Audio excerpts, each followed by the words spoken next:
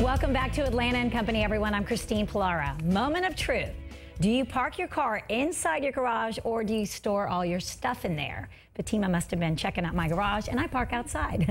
If your garage is overflowing with boxes or your closets are about to burst from all that's stuffed in there, well, then it's time for you to have a garage sale. You can turn all that clutter that's been collecting dust into money collecting interest.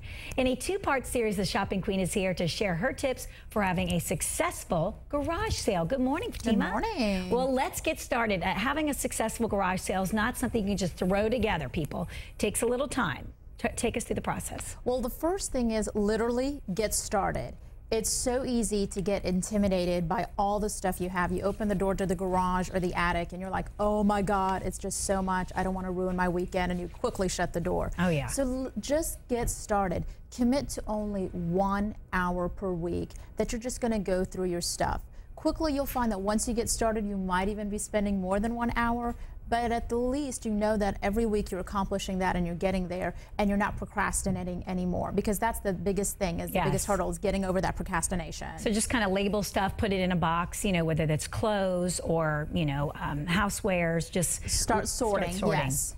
Yes, and that's where we get into what I say separate into piles. Just when you first start out is separate into piles. First is to put your stuff that's going to go for the actual garage sale. Now, most people think, well, everything's going to the garage sale, but not necessarily. What I would say is to look for items that are in good condition, electrical items that still work, clothes that are in still good condition.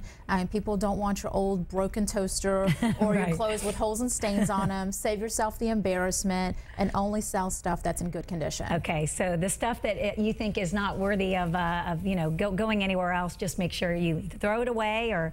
Well, actually, what I would recommend is to either look at recycling it or free cycling it. Oh, okay, what's that? Recycle, the magazine RealSimple.com actually has a great guide. It's an A to Z guide of all the different things that you can recycle. Your worn tennis shoes, you can send them to Nike and they'll recycle them. Your old carpet, you can send to the carpet manufacturers and they'll recycle. So they have a really good listing, A to Z guide of different ways to recycle. Fantastic, and you're helping the environment. And so you're helping with the bonus. environment, exactly. And if you don't find anything that you can recycle, look at FreeCycle, where you post it for other people to use as a whole or to use as parts. Wow, that's very good info. And you know, we were talking about when you got here that I had a garage sale back in February, and it's amazing now with, you know, technology the way it is, that if you post that you're having a garage sale on some of these websites like Craigslist, you have people coming from all over. That's got to be a great bonus. That's a great bonus. The internet, you can definitely use it to your advantage, whether it's posting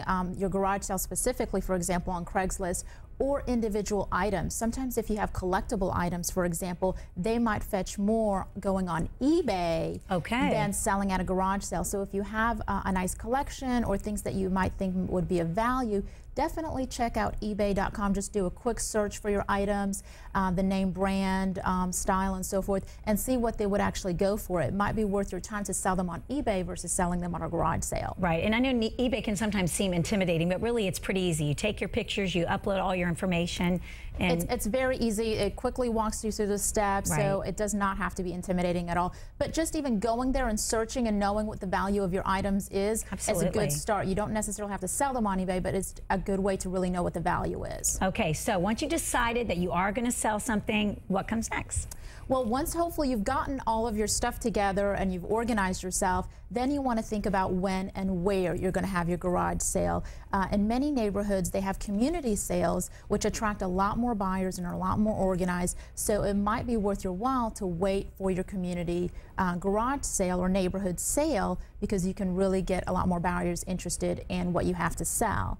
If you want to go it alone, then you would want to, you know, choose your date. Hopefully you're choosing in the times that are not going to be too cold or rainy and so forth, although it's always a mixed bag of, you know. We did February. I don't know what I was thinking, how we were freezing, but it was successful. It was successful still, as long as it didn't rain or snow. Right. And then you want to advertise it in your local paper as well as Craigslist. Craigslist definitely want to advertise there, as you have already attested to. Yeah, great, really great response. People will drive. You know, depends. if what you're listing is thorough enough where they see right. And if you include pictures too, that'll get even more. Don't just include descriptions, but include pictures of all your stuff to get people excited. Right. So, but make sure you are paying attention to signs, because there are local ordinances as far as when and where you can post your yard signs. So definitely make sure you understand the laws, because you don't want the police to come take them out or for you to get fined or anything like that. Okay. And next week, what will we talk about?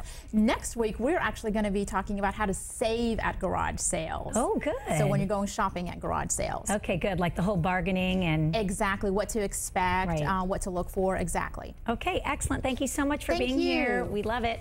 All right, well, if you would like some more money-saving tips, ideas, and coupons, visit the Shopping Queens website at shoppingqueen.com. Up next, the